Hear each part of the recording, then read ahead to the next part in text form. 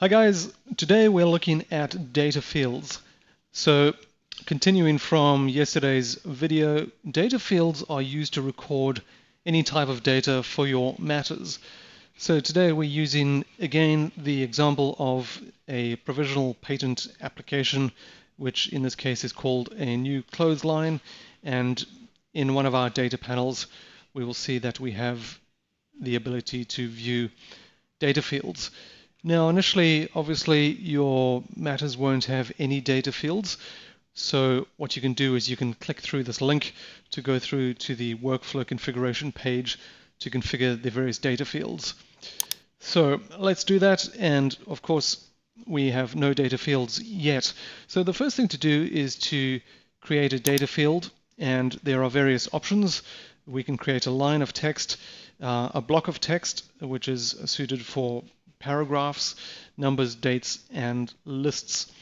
So first of all, I think we need a line of text for in this example, the title of the invention, or let's just call it title. Now there's an option for the data field to be unique, and this means that if I create a matter with a particular type of title, it must be unique for any other kind of matters. So this is just useful to stop duplicate entries. What we would also need is a date, which would be the filing date.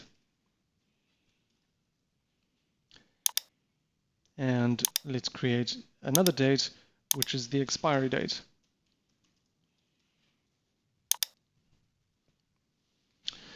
We can create a block of text, which is an outline of the invention.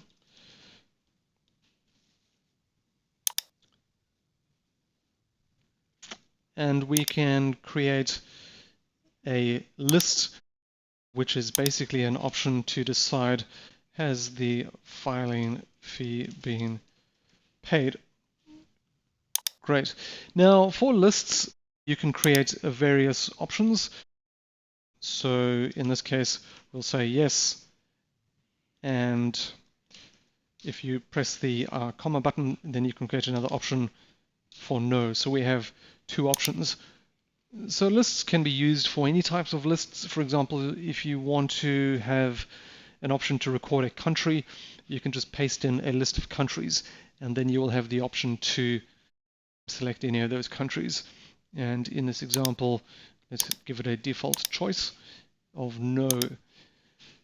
So before we finish this example, each data field can be assigned to a group. So for title, why don't we put it in the application group, because these are the data fields that we want to group together in relation to the application. So the title belongs to the application group. The filing date would also belong to the application group. And let's say that the expiry date also belongs to the application group. And whether the filing fee has been paid, let's create another group called fees. So this is for any fee-related groups. Great. So let's go back to the matter. Now let's refresh the page, and we will see that we have these various data fields that pop up. Now, first thing you want to maybe do is click on the column configuration field to remove the ID, because we don't need to see that. Great. So there are various data fields for each type of matter, having the title, the filing dates, and the groups they belong to. You can click on this pagination control to move across to see any extra data fields that are on the next page, and you can sort by groups, names, and you can filter. So for example, if we only want to see the fee-related data fields, we can just use this search box, or we can even search in the group field, as we mentioned in the previous video. Now to add a field value, just click on the value, and here we'll say, here's the title of the invention, a new clothes line.